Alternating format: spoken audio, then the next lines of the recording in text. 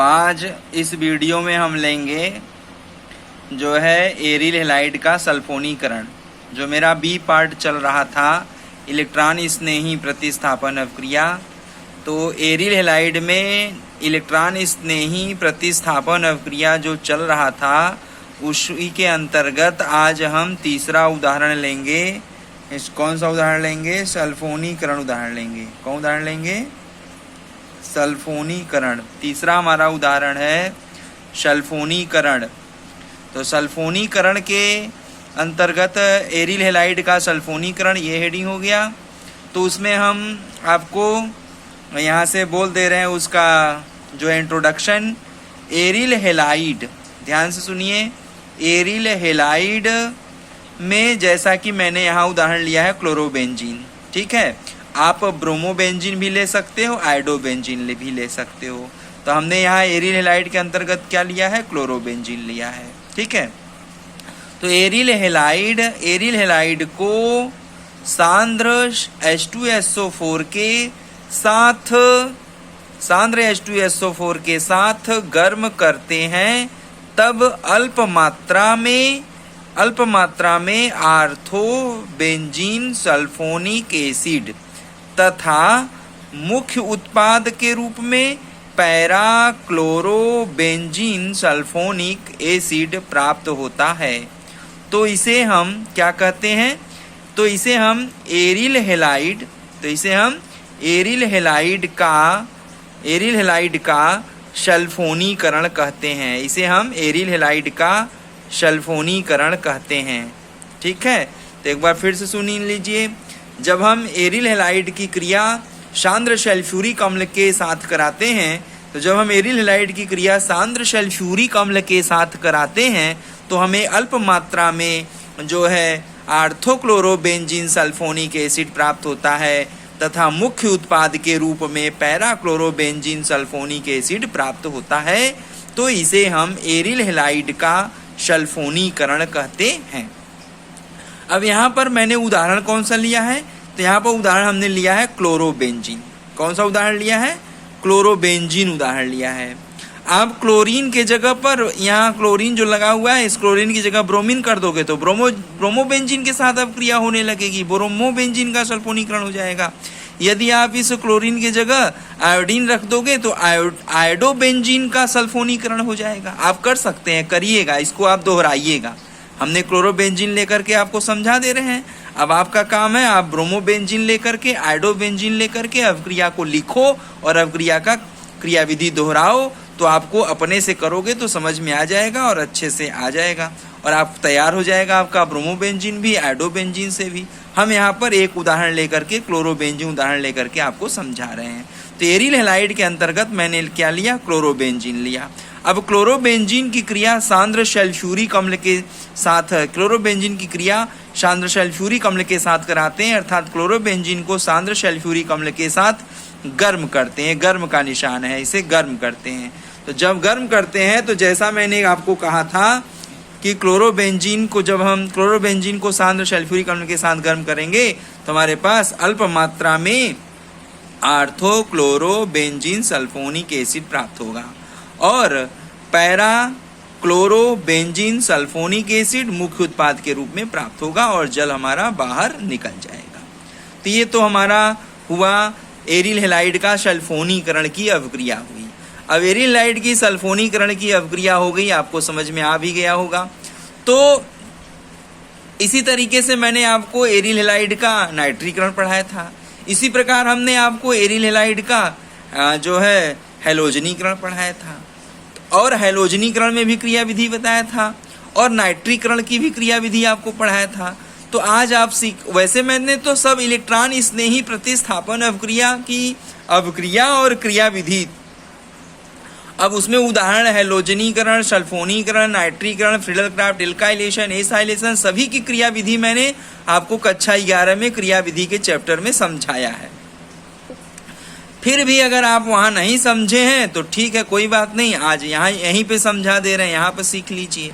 अब जैसा कि मैंने आपको बता रखा है पहले से कि अगर हमारे पास यही क्लोरीन यहाँ न रहता, ये क्लोरीन परमाणु यहाँ से हटा दिया जाए तो सिर्फ ये बेंजीन रहेगा, तो बेंजीन का सल्फोनीकरण करेंगे तो SO3 इलेक्ट्रोफाइल्स कहीं भी जाकर जुड़ सकता है। बेंजीन का नाइट्रीकरण करेंगे तो NO2 इलेक्ट्रोफाइल बेंजीन रिंग से जाकर कहीं भी जुड़ सकता है। बेंजीन का हैलोजनीकरण करेंगे तो हैलोजन परमाणु बेंजीन रिंग से जाकर कहीं भी जुड़ सकता है। लेकिन यहाँ पर जो पहले से ही बेंजीन रिंग के साथ पहले से ही क्लोरीन अटैच है, क्लोरीन ग्रुप पहले से ही जुड़ा हुआ है, तो इस ग्रुप में जो यह क्लोरीन समूह है, क्लोरीन जोड़िए, चाहे ब्रोमीन जोड़िए, चाहे आयोडीन जोड़िए, चाहे फ्लोरीन जोड़िए, तो कुल मिलाकर हैलोजन जोड़िए। अगर हैलोजन परमाणु बेंजीन रिंग से जुड़ा होता है तो यह हैलोजन परमाणु आर्थो एंड पैरा निर्देशक का कार्य करता है, जिसके बारे में हम आपको क्रियाविधि के चैप्टर में पीछे पढ़ाया था और हैलोजनीकरण पढ़ा रहे थे तो उसमें भी पढ़ाया था। तो यहाँ पर क्लोरीन जो है, जो पहले से जुड़ा हुआ है, ये अनुनाद संरचना के कारण डेंसिटी ऑफ इलेक्ट्रॉन यहाँ आर्थो पर, डेंसिटी ऑफ इलेक्ट्रॉन यहाँ आपको आर्थो पर और पैरा पर डेंसिटी ऑफ इलेक्ट्रॉन बढ़ाता है। इस क्लोरीन समूह या ब्रोमीन समूह लगाएंगे या आयोडीन समूह लगाएंगे, अर्थात हैलोजन समूह जब रिंग से जुड़ा होता है तो हैलोजन परमाणु का जो यहाँ एकाकी इलेक्ट्रॉन युग्म है, यहाँ पर जो एकाकी इलेक्ट्रॉन युग्म है, ये अंदर की तरफ आता है और डेंसिटी ऑफ इलेक्ट्रॉन आर्थो पर, दोनों आर्थो पर और पैरा पर डेंसिटी ऑफ इलेक्ट्रॉन बढ़ा देता है और ज़्यादातर डेंसिटी ऑफ इलेक्ट्रॉन पैरा स्थान पर बढ़ा देता है, जिसके कारण पैरा उत्पाद ज़्यादा बनता है। ठीक है, तो ये जो है हमारा density of electron ortho and para पर उपस्थित होता है ज़्यादा मात्रा में क्लोरीन के कारण या हैलोजन के कारण, तो हमारा आर्थो एंड पैरा उत्पाद बनता है। क्या बनता है उत्पाद? एक उत्पाद हमारा आर्थो बनता है, एक उत्पाद हमारा पैरा बनता है। तो पैरा वाला ज़्यादा उत्पाद बनता है, आर्थो वाला कम मात्रा में बनता है।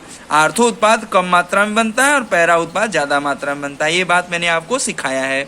तो यहाँ क्रियाविधि में हमारा कैसे चलेगा, तो क्रियाविधि में मैंने आपको सिखाया है, पहले पद में क्या होगा, फॉर्मेशन ऑफ इलेक्ट्रोफाइल। पहले पद में क्या होगा, फॉर्मेशन ऑफ इलेक्ट्रोफाइल, इलेक्ट्रोफाइल का बनना। तो कैसे इलेक्ट्रोफाइल बनता है, तो यहाँ सांद्र सल्फ्यूरिक अम्ल स्वयं सांद्र सल्फ्यूरिक अम्ल के अणु से, सांद्र सल्फ्यूरिक अम्ल स्वयं सांद्र सल्फ्यूरिक अणु से अभिक्रिया करके उदासीन SO3 इलेक्ट्रोफाइल का निर्माण करता है। उदासीन SO3 इलेक्ट्रोफाइल का निर्माण करता है और HSO4 क्षार के रूप में और H3O हाइड्रोनियम आयन के रूप में प्राप्त हो जाता है, हाइड्रोनियम आयन के रूप में प्राप्त होता है। तो इस प्रकार रासायनिक अभिक्रिया होती है। सल्फ्यूरिक अम्ल सांद्र सल्फ्यूरिक अम्ल से स्वतः अभिक्रिया करके उदासीन इलेक्ट्रोफाइल का निर्माण कर देता है। यह उदासीन इलेक्ट्रोफाइल की संरचना भी है, जैसा कि मैंने आपको संयोजकता के चैप्टर में पढ़ाया भी है। तो आज हमारा ये हो गया, पहला पद हो गया। अब हम लेंगे पद नंबर 2। कौन सा लेंगे? अब हम लेंगे पद नंबर 2। तो पद नंबर 2 में क्या है, उदासीन SO3 इलेक्ट्रोफाइल क्लोरोबेंजीन के आर्थो या पैरा स्थान पर आक्रमण करके मध्यवर्ती बनाता है। अब देखिए हमारा क्लोरोबेंजीन है, ये हमारा क्या है, ये हमारा है क्लोरोबेंजीन, ये हमारा है क्लोरोबेंजीन है। ठीक है, अब यह क्लोरोबेंजीन पर डेंसिटी ऑफ इलेक्ट्रॉन आर्थो पर और पैरा पर बढ़ेगा, तो आर्थो स्थान का या पैरा स्थान का ये SO3 उदासीन इलेक्ट्रोफाइल से क्या होगा, जुड़ेगा। तो जब जुड़ेगा उदासीन इलेक्ट्रोफाइल के साथ, जब ये आक्रमण करता है तो यह निम्न प्रकार से मध्यवर्ती का निर्माण करता है। देखिए हमारे पास एक मध्यवर्ती जब आर्थो पर आक्रमण करेगा SO3 इलेक्ट्रोफाइल्स, तो ऐसा मध्यवर्ती बनेगा। इसको सिग्मा कॉम्प्लेक्स मध्यवर्ती कहते हैं। एरोमेटिक कार्बोधनायन प्रकार का मध्यवर्ती बनाता है, ये ऐसा मध्यवर्ती का निर्माण हो जाता है। या जब पैरा स्थान पर SO3 आक्रमण करेगा, इस पैरा वाले स्थान पर, ये पैरा स्थान है, तो इस पैरा स्थान पर जब SO3 आक्रमण करता है तो इस प्रकार से मध्यवर्ती का निर्माण करता है। यह भी सिग्मा कॉम्प्लेक्स मध्यवर्ती है, सिग्मा बंद है। इसे हम एरोमेटिक कार्बोधनायन के अंतर्गत पढ़ाएं। ये हमारा कॉम्प्लेक्स मध्यवर्ती का निर्माण हो जाता है। तो पद नंबर 2 में मध्यवर्ती का निर्माण हो जाता है। अब पद नंबर 3 में क्या होता है, पद नंबर 3 में क्या होता है, प्रोटॉन निकल जाता है। तो पद नंबर, अभी तक तो मैंने हैलोजनीकरण में और जो है नाइट्रीकरण में ये पढ़ा था कि जब प्रोटॉन निकल जाता है तो उत्पाद का निर्माण हो जाता है। लेकिन यहाँ सल्फोनीकरण में, जब सल्फोनीकरण की अभिक्रिया होती है तो प्रोटॉन तो निकल जाता है, परंतु अंतिम उत्पाद का निर्माण नहीं हो पाता है। तो तो अंतिम उत्पाद का निर्माण कब होता है? तो चौथे पद में, यहाँ 4 पद होता है, 3 पद में अवक्रिया संपन्न नहीं होती है, तो यहाँ 4 पद होता है। तो तीसरे पद में तो प्रोटॉन निकल जाता है लेकिन उत्पाद का निर्माण नहीं हो पाता।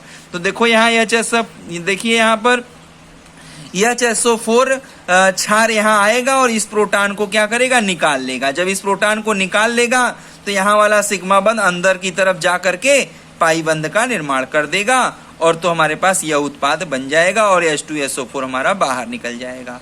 तो इस प्रकार से हमारा ये बन जाता है, लेकिन अभी उत्पाद का निर्माण नहीं हुआ है।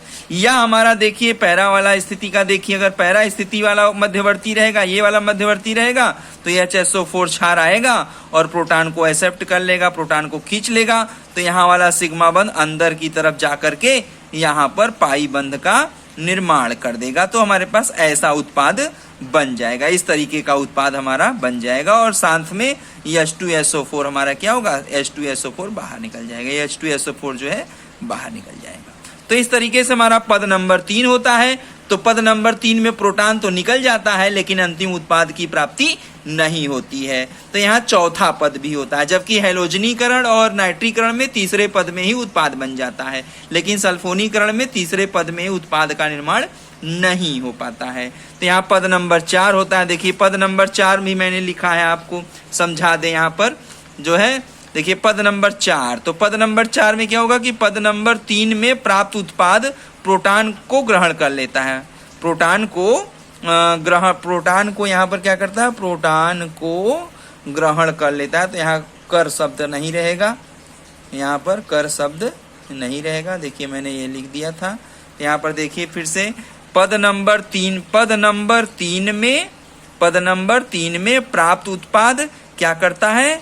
प्रोटॉन को ग्रहण करके अंतिम उत्पाद बना देता है। तो हमारे पद नंबर 3 में हमारा यही उत्पाद बना था, ये अस्थायी उत्पाद बना था।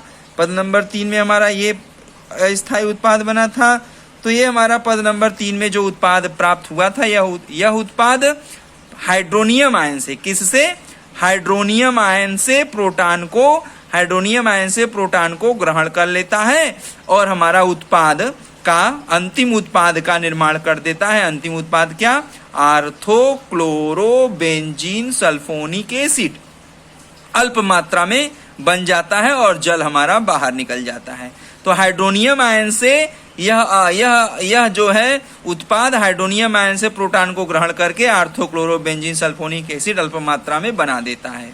और जो दूसरा हमारा मध्यवर्ती है, ये जो दूसरा मध्यवर्ती है पैरा वाला मध्यवर्ती था, तो पैरा वाला मध्यवर्ती में भी पद नंबर 3 में ऐसा उत्पाद बना था।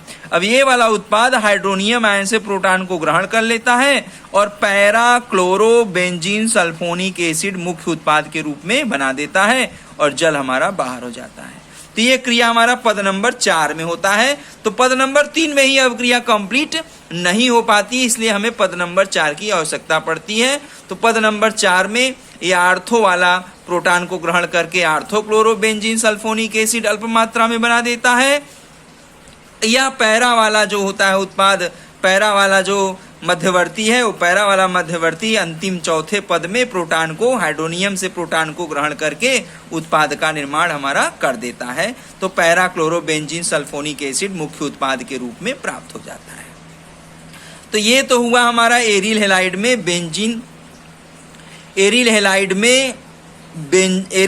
में जो है सल्फोनीकरण अवक्रिया, एरिल हैलाइड में सल्फोनीकरण अवक्रिया। तो एरिल हैलाइड का सल्फोनीकरण किसे कहते हैं ये मैंने आपको बताया, उसका इंट्रोडक्शन दिया, इसकी क्रिया को बताया, उसके बाद उसकी क्रिया विधि को समझा दिया। तो हमारा एरिल हैलाइड में बी पार्ट में इलेक्ट्रॉन स्नेही प्रतिस्थापन अवक्रिया के अंतर्गत जो है एरिल हैलाइड का सल्फोनीकरण किसे कहते हैं वो मैंने आपको इंट्रोडक्शन दिया, पहले उसको समझाया और फिर उसकी रासायनिक अवक्रिया देखिए हम यहाँ दिखा भी दे रहे हैं, देखिए आपसे यहाँ ध्यान से देख लीजिए। और फिर ये अवक्रिया करके उसमें उदाहरण मैंने क्लोरोबेंजीन का लिया और क्लोरोबेंजीन शांत सल्फ्यूरिक अम्ल से अवक्रिया करके अल्प मात्रा में आर्थोक्लोरोबेंजीन सल्फोनिक एसिड और मुख्य उत्पाद के रूप में पैरा क्लोरोबेंजीन सल्फोनिक एसिड का निर्माण कर देता है। जो मैंने आपको इंट्रोडक्शन साथ में अपक्रिया बताया। फिर उसके बाद उसकी क्रियाविधि को समझाया। तो क्रियाविधि हमारा पद नंबर 1 में इलेक्ट्रोफाइल का बनना होता है।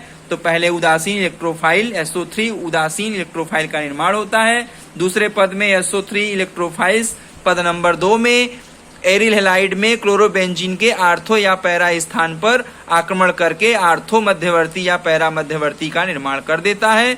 तीसरे पद में प्रोटॉन निकल जाता है, उत्पाद का निर्माण होता है लेकिन अंतिम उत्पाद नहीं बनता। तो हमारे पास पद 4 की आवश्यकता पड़ती है और पद 4 में प्रोटॉन को ग्रहण करके अंतिम उत्पाद आर्थोक्लोरोबेंजीन सल्फोनिक एसिड या पैराक्लोरोबेंजीन सल्फोनिक एसिड का निर्माण कर देता है। तो इसे हम कहते हैं एरिल हैलाइड में सल्फोनीकरण अवक्रिया। तो एरिल हैलाइड का सल्फोनीकरण अवक्रिया किसे कहते हैं, इसके बारे में मैंने आपको समझाया, उसकी क्रियाविधि भी समझा दिया। अब आप समझ गए होंगे। ठीक है, आज के लिए बस इतना ही। अब एरिल हैलाइड में फ्रीडल क्राफ्ट अवक्रिया, एरिल हैलाइड में फ्रीडल क्राफ्ट अवक्रिया की जानकारी हम आपको अगले ऑडियो में, अगले वीडियो में बनाएंगे, तो आपको भेजेंगे। आज के लिए बस इतना ही। धन्यवाद।